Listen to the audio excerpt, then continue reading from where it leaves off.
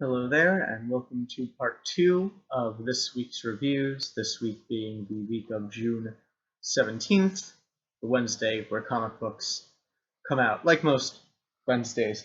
In the first part of this review, I covered the two Marvel books, Miss Marvel and Moon Knight, as well as all of the Wonder Woman books, or at least all the books with Wonder Woman in the title that I picked up this week, and in this part of the video, I will review the rest of the DC books that I picked up this week, most of them being new number ones. So, we're starting with a book that's not a new number one, but still in the single digits, Secret Six, number 3. The first two issues of this book involve the group kind of all meeting each other for the first time while trapped by Mockingbird, I think, is the villain's name, who trapped them all on like an oil rig in the middle of the ocean or something. And in this issue, the end of issue 2, they escaped, and in this issue, we find out where they went. And well, first, I want to say how much I like the cover to this book, just because of the big censored sign right in the middle of it. You have Mr. Wells freaking out over here. Is his name Wells? I hope his name is Wells. What's his name? Pretty sure it's Wells. What is it? Yeah, Mr. Wells. You have Mr. Wells freaking out here. We have the ventriloquist's doll doing something with wax. Some things looking, some kind of cunnilingus looking things over here happening there. Yeah, just a general orgy on the couch that is being censored, and that actually is a very minor plot point in this book. This book is set up as a series of vignettes, kind of all surrounding the Secret Six moving into their new suburban home. And the first vignette involves Catman seeing this guy, this cop, abusing his dog and saying, "Stop doing that. If I hear that you're abusing this dog one more time, I'm going to kick your ass because I'm Catman," and that's what Catman does. He doesn't like dogs, but he hates cops even more, especially the abusive ones. And why shouldn't he? Abusive cops are awful. Just making sure I can read my notes. Yeah, we then cut to the Secret Six at home. They're in Mr. Wells's house. Where's Mr. Wells? That's Catman. Mr. Wells's house. That's this guy over here. He, in issue 2, or I think it was issue 2, he demonstrated a power to kind of Hulk out was his power, but turns out he has a nice home in the suburbs that he's allowing the rest of the Secret Six to crash in. But what he brings up is that he asks the group, okay, who had weird sex on the couch last night? And it was everybody. Everybody had weird sex on the couch last night, including the ventriloquist doll, whose name I forget. Well, everybody except Mr. Wells and Black Alice, who Mr. Wells is kind of taking it upon himself to be a surrogate father for. So, next vignette is Mr. Wells and Black Alice having a heart-to-heart, her opening up to him as he discusses that he had lost his wife somewhere, which becomes a plot point later on, also in a different way that I'm not going to talk about so much in this book.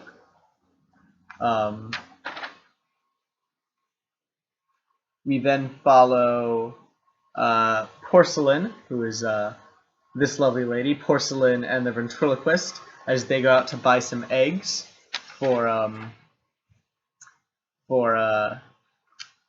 Catman to cook. And as they're going to the grocery store, the two run into these two guys who decide to catcall them, which Porcelain shows is never a good idea. Seriously, guys, never catcall anybody ever. Because this will happen to you. You will get beat up by strong, independent female people. So yeah, don't catcall. It's really rude, guys. We then have a very short vignette of the ventriloquist doll just kind of watching TV. Just a little filler story over there. Then we have some bonding between Catman and Strix, as Catman is cooking up some eggs and tells Strix to set up the table, and she reveals that she doesn't know how. She doesn't know how to home in this very touching little note there. And Catman's like, no, it's okay. Just do what feels right. Be comfortable. So this whole book is basically the team bonding, and we get a lot of these short little vignettes explaining how everybody's getting to know each other and getting to open up a little bit to each other and make each other feel comfortable while they're dealing with the horrors of suburban life. Oh, and then Catman finds out that cop has been abusing his dog some more, so he shows up to kick that cop's ass. And I just love Catman's new costume here. It is such a badass costume. It's first thing reminded me of the main character in Drive, Ryan Gosling's character in Drive, just kind of that whole 80s kind of influenced bodysuit sort of dealio going on there with the jacket. Just overall, really cool looking costume. It's like a cross between Ryan Gosling in Drive and the villains from The Others. I think that's the movie I'm thinking about. Yeah, just cool. Also a bit of You're Next, I guess. That movie. I don't know how many people saw that movie, but if you've seen You're Next, it reminds you of the Admiral Mask costume is there too. Anyway, really cool looking costume. I really like it. And the Secret Six all kind of team up to teach this animal abuser a lesson, which good for them, because animal abuse is terrible. Don't do it. Honestly, you deserve to get beat up. And then we find out a little bit more about the mysterious Mr. Wells. So overall, I pretty much went through the entire book, and it's really good. I really enjoyed this book. It's funny. There's some touching moments, and you really get to see how all these characters are interacting and getting to know each other, and it's really well done. The dialogue is natural, it's funny, it's quippy. It's almost sitcom-y, but it's not like over the head. People don't actually talk this way sitcom-y. Everything feels like, yeah, this is how these people would talk. It feels very natural. They play off each other very well. It's not just people snarking at each other either. They're genuinely sweet and nice to one another. So just a very fun kind of team book to read. I really enjoyed it. And the first two issues were a bit spotty, but this is where I think it's really going to pick up. We're really getting a feel for the team dynamic. This is where Secret Six shines, and I'm glad we finally got to that point. Next up is... next I'm going to blow my nose. Yeah. Okay. But now that my nose is empty of boogers, Black Canary, number 1.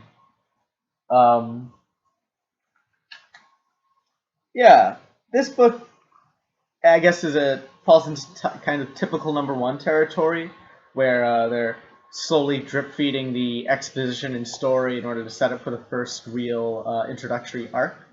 And this book is right now high on aesthetic, low on substance, high style, low substance. This is kind of how this book strikes me. From the first page, you get a strong feel of the tone and the mood that this book is going for. It's going for punk rock.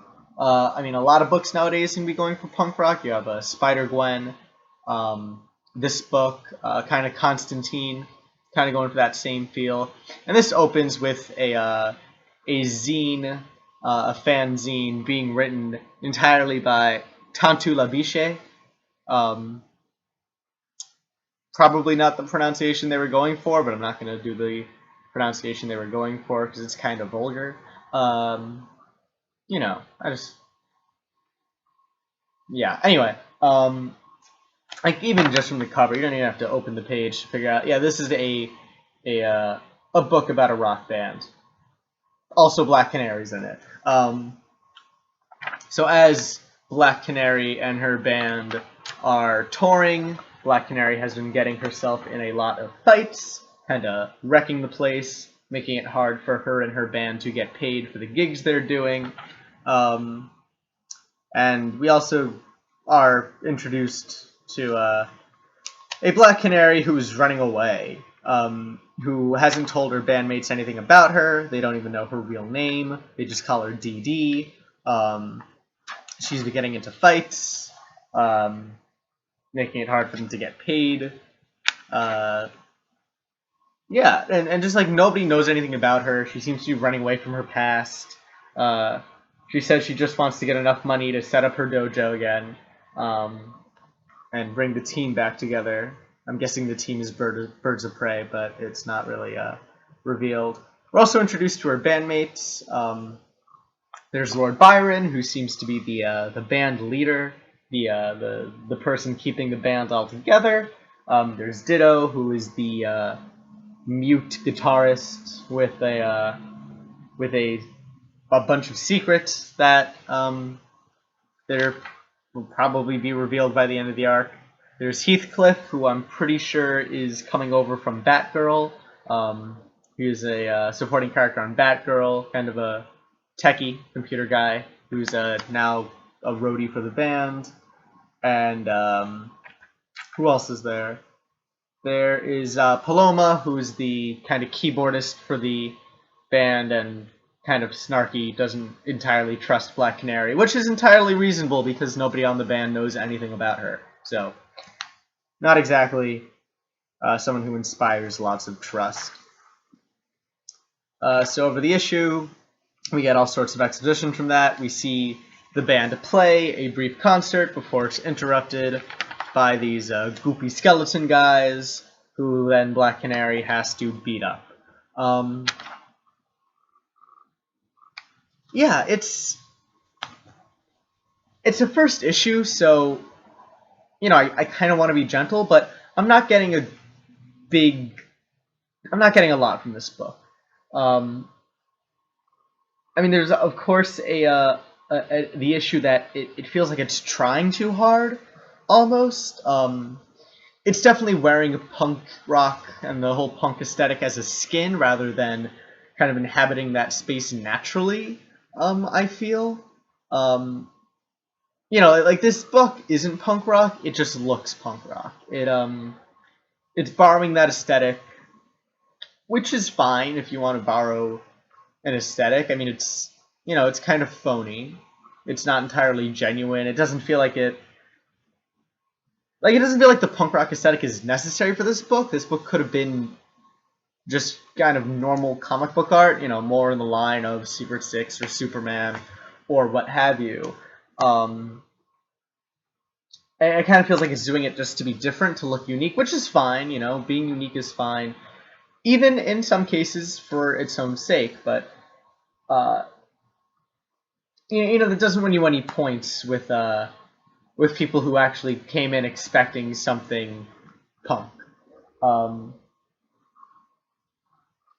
And yeah, I mean, just not a lot. Nothing really extraordinary happens. Everything works really well. It's standard. It's up to snuff. But nothing really jumped out. It's average, to be totally honest. Nothing offensive. Nothing to not like, but nothing to really grab onto either. So, hopefully it gets better. There's some good ingredients. There's, it's essentially a band book. It's a book about people going on tour. It's a road trip book almost, but with Black Canary fighting skeleton guys. So it should be better than it is, I think. It definitely has all the right ingredients. It's just now a matter of putting them together in interesting ways. maybe this book can do it in issue 2. Again, issue 1's always kind of spotty. So let's hope this they can get this show on the road, to make a pun out of it. Yeah. Moving on to Robin, Son of Batman, issue number 1. This book, it has a lot going on. I'll say that much. We start in medias res, we definitely start in medias res, but it's unclear exactly when. It says now, so this is where the story is currently, but this book hops around a lot of kind of different discrete time periods. So we start with Robin in this weird country, Baalia. His pet man-bat, Goliath, has been captured by the king here, who demands that Damian pay him a debt because Goliath ate all his animals. But Damian's like, fuck that noise, I'm Damian Wayne, I'm just gonna escape, which he ends up doing. We kind of find out how he got into that situation a little bit. After Damian punches that guy in the face, we cut back to the Batcave, where it seems like where he's still living with Alfred, and it seems that Jason Todd has kind of taken over Batman duties while Bruce is away. You can see the Red Hood helmet over here. Or I hope you can. Camera's not the best. But Damian's living in Wayne Manor until he gets a call that Goliath is on the loose. So he heads out to Al Ghul Island in order to rein in Goliath. Meanwhile, while that's going on, we also have somebody going through Nobody's old stuff, recovering Nobody's helmet and the data files that are recorded on that helmet. Nobody being the villain from the first arc of the New 52 Batman and Robin. That arc ends with Robin killing Nobody in order to save Batman. So we have somebody now going through the remains of that first arc, and it is revealed to be Nobody's daughter, who now wants revenge on Damian for killing Nobody. It's the cycle of revenge story going on here. Easy to see where that's going. Once Damian gets to Al Ghul Island, Damian Al Ghul Island, where he's been keeping this pet man-bat, we are introduced to this weird submarine, a submarine where all of the Year of Blood stuff is being kept, that Damian is kind of afraid to look at. He shies away from it. We then cut back to the Damian and Goliath escaping from Baalia, which they do. And I really want to point out the art in this book. It's really nice. Really saturated, bright reds, which I like. Basically what you see on the cover is what you get in the rest of the book. It's really bright and colorful. The motion is really dynamic and powerful. Like, you really feel this punch. You can feel Damian kind of jumping up and all that movement I feel getting from this picture. So really good stuff. Clean lines. Underwater, you get all the nice barnacle details and the lighting details changing as you go from these different scenes. So I really enjoy the art here. In the submarine, you get the nice red effect on everything. But this page where they just break out of the castle into the sky, you have the nice red-blue contrast. So art in this book is really enjoyable too.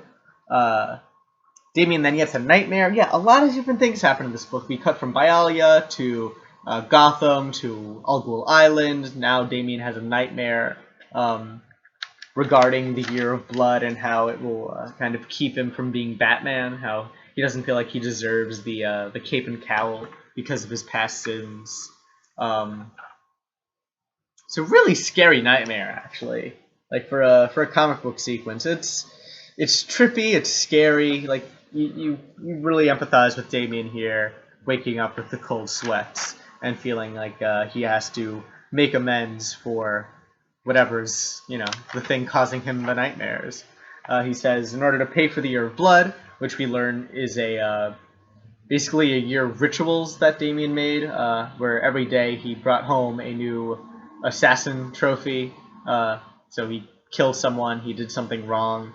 That in order to repay for his sins, he's going to start the Year of Atonement, where he atones for everything he did during the Year of Blood. And while he's doing that, he's being hunted by Nobody's daughter, and in the very last page, we catch up with Talia, who, like Damien, was also revived after being killed, and but she has amnesia, so that's where she's at right now. So they're doing a lot with this book. They squeezed a lot of stuff into this book. I think the Bialia part could have been cut out easily. You could have just started with Damien in Gotham going over to rescue or to rein in Goliath, and then have all the Nobody stuff. I mean, it's cool what he does in Bialia. It's like an action bit. You have him and Goliath fighting together, but I don't think it's really necessary. I think it adds too much kind of time skipping to the story. But otherwise, everything is really good. I really enjoyed it. I really enjoy Damian Wayne as a character, so I'm glad that he's back. I'm glad he's getting his own book, where we really get to see him grow as his own character away and discrete from the Batman character. I think that's a cool idea. And as a first issue, like I said, it does a lot of introducing, so we get the Year of Blood thing, we get Damien wanting to atone for his past sins, which is a strong theme basically through this whole through this character's history, as he's caught between his past as an Al Ghul and his present and future as a Wayne. So you get that kind of inner conflict with him there. If anything, I feel like as long as this book gets a bit slower in the next issues, as if this takes this story one issue at a time and goes, one plot point, finishes that plot point, next plot point, finishes that plot point. As long as this book keeps a good structure, keeps a good pace, then I think this is going to be a very, very fun book to read. And just off this issue 1, I can recommend it. But yeah, a little busy, a little cluttered. But other than that, everything is good, everything works. So I really liked this issue number 1. Next up, another issue number 1, and another good one, another one I liked. Martian Manhunter number 1. The kind of underdog of the Justice League. The one everyone knows from the cartoon, but I think this is his first solo book, or hasn't been on many solo books, so nice to see him getting his big break in the New 52, and this is a lot to take in. We start with this Mr. Biscuits fellow, who I don't know, he's like kind of wrapped up in this building where like he has the sign, "Don't wake him up," but kids can just enter in. He's not really under any protection, but this kid walks up to him, gives him some biscuits, and Mr. Biscuits pulls a quarter from behind the kid's ear. Mr. Biscuits doesn't know if he's a good person or not, and we have no idea who Mr. Biscuits is supposed to be. As far as I can tell, he's not Martian Manhunter. He's some sort of other alien thing, not a villain, not a hero, just this weird kind of enigma character that I'm sure we'll find out more about as the comic goes on. We then get an introduction to the Martian Manhunter in this comic, and I think this is a very, very well done introduction. We have Manhunter in a very typical Superman situation, almost like a cliche Superman situation, Superman rescuing the plane. The plane's falling out of the sky and Superman flies and has to rescue it.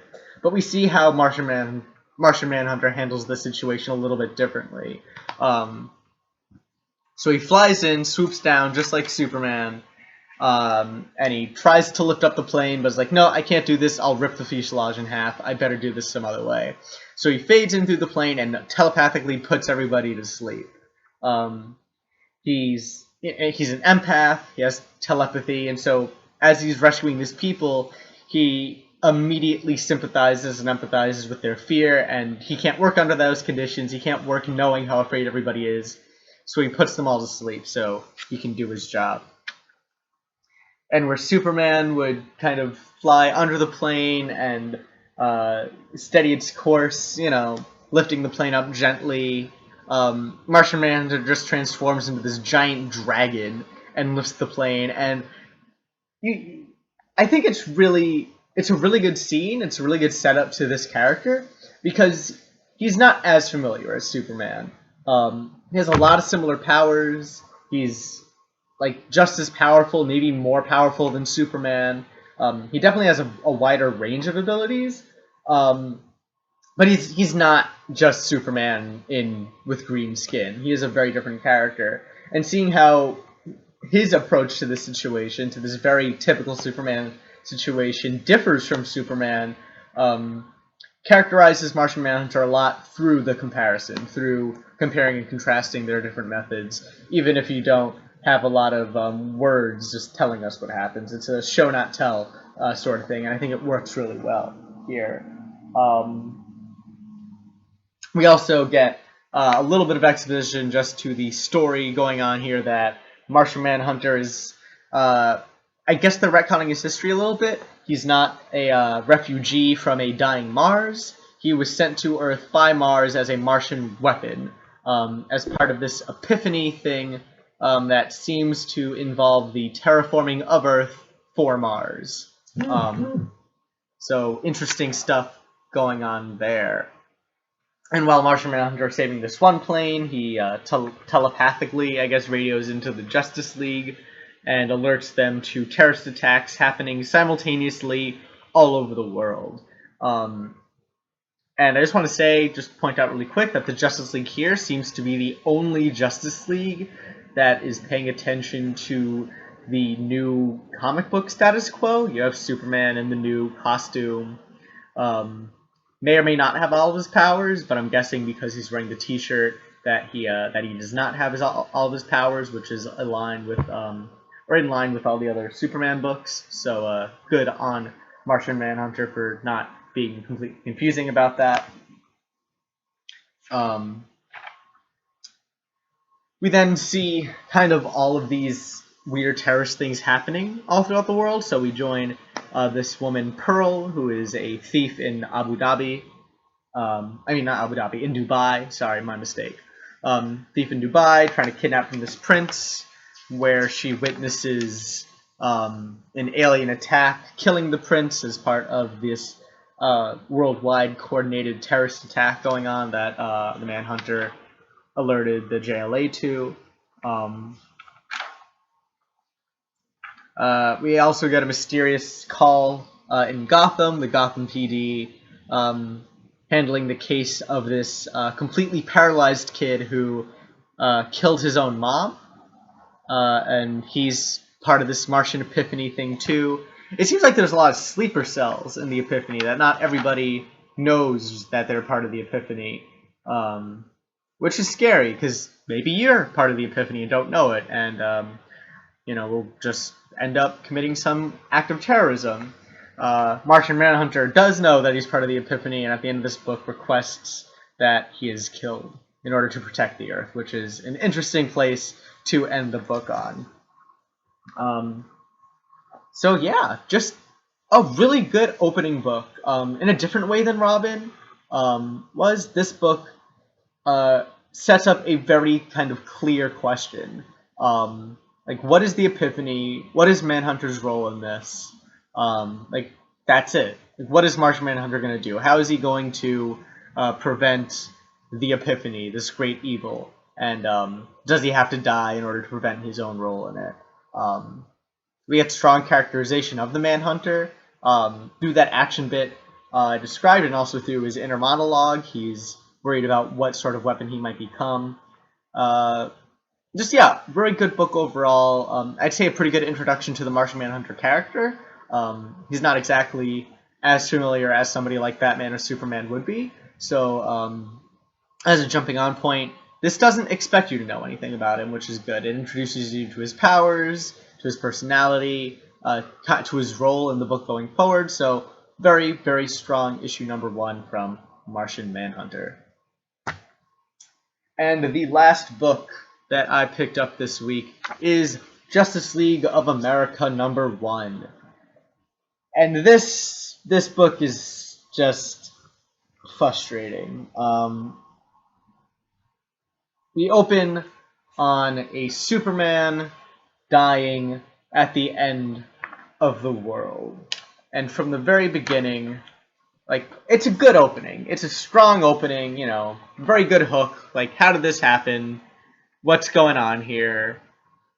It kind of looks like the death of Krypton sort of thing, with the planet exploding and Superman being the last witness to it. And we get this weird Infinity Stone effect going on over here, which gets more relevant as you go on into the book. Meanwhile, in Metropolis, Clark Kent gets a letter from a mysterious Infinity Corporation in New York City telling him to come check it out. The invitation is a disguised letter to Superman. These people at the Infinity Corporation know that Clark Kent is Superman, even though nobody else does. This, like the other Justice League books, seems to be taking place in a weird time period where Superman still has all of his powers, and nobody knows who Clark Kent is, and Bruce Wayne, Batman, is still alive, so still not sure exactly how all that's happening, but it is, I guess, at this point, we're just going to have to take it as it is. Superman has all of his powers in the Justice League, and Bruce Wayne is alive.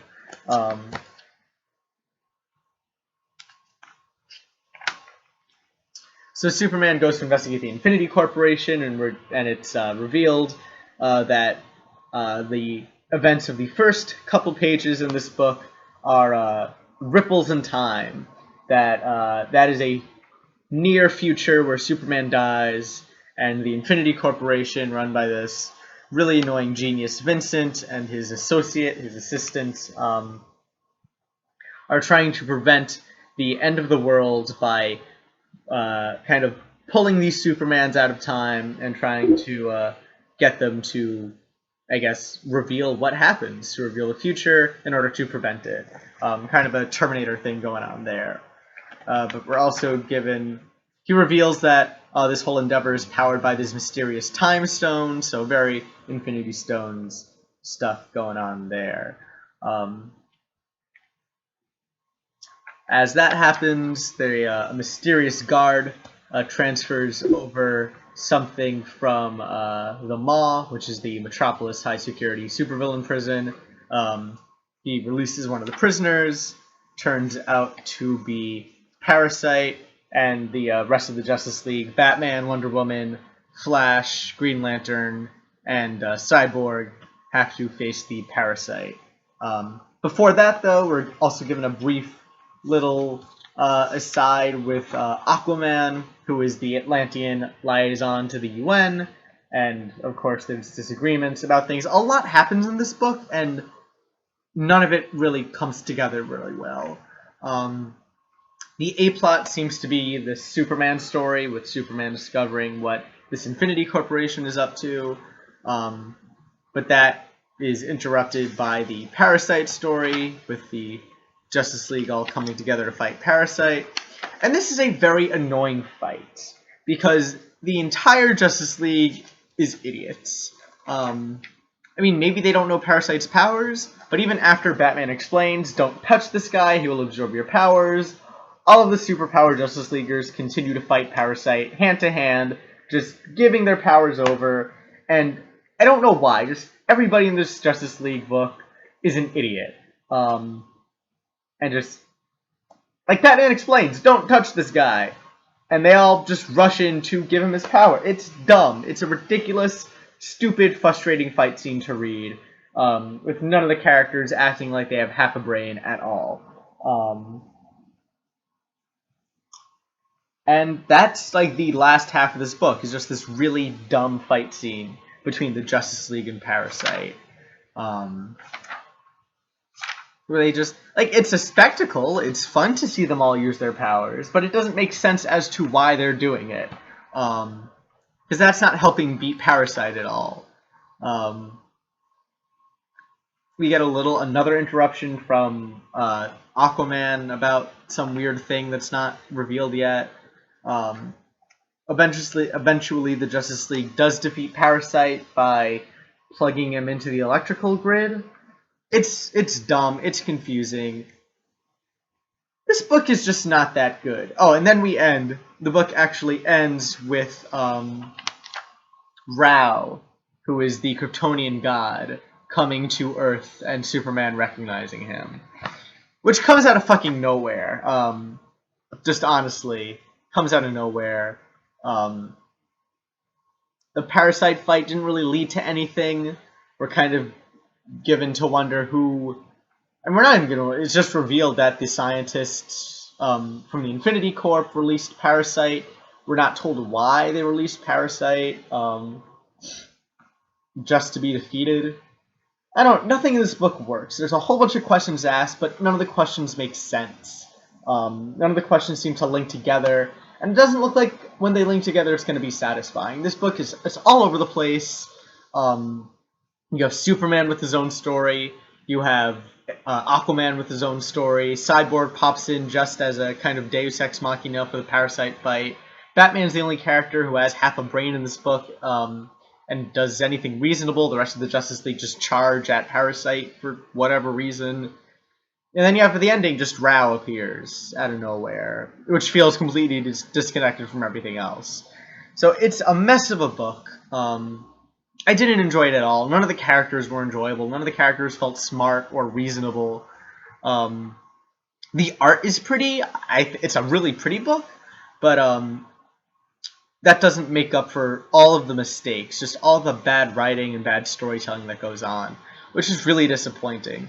Also, just, if this is going to be the exact same team as the Justice League book in the exact same period where all of the characters are removed from the status quo they have in their own books, I don't see why they need two of these books. I just don't. I don't see why you need a Justice League and a Justice League of America with the exact same roster. It just seems pointless to me, and that the story in this issue 1, that was a $6 extra long book where nothing happens, or at least nothing good happens, nothing that I want to read about happens. It just feels like a big waste of money. Probably the worst book all week. Actually, no, definitely the worst book all week. Black Canary might have been bland and kind of flavorless, but this book was actually just badly put together, badly written, and insulting to read. I felt insulted reading that Parasite fight where none of the characters made any sense. So, and like, it's clear what they're setting up. They're setting up this big story with Rao and the death of the world somehow, but it's overdone. The end of the world isn't stakes anymore for Justice League. You have to care about the characters first. Like, we know how this book is going to end. It's not going to end with the end of the world. And even if it does end with this big cataclysmic event, it's comic books. We just came from a cataclysmic event. So it's kind of lost its edge, you know? And again, and you don't care about the characters in this one. Yes, I love Batman, I love Wonder Woman, I love Superman, Flash. I want to care about all these characters, but this book doesn't want you to care about these characters at all. It doesn't do anything to make these characters any endearing or interesting to the reader. So, yeah, Justice League of America #1 is just a bomb, kind of, except for the art. Art's nice, but that is the only redeeming quality, unfortunately. So I hate to end on a sour note, but what are you going to do? I hope that you enjoyed watching this video. I want to thank you for watching it. If you did like this video, please give it a thumbs up. If you want more of these, please subscribe. Any comments, questions, whatever, feel free to leave them down below. And yes, thank you for watching, and I hope you'll join me next week for some more and hopefully better comic book reviews. Thanks for watching.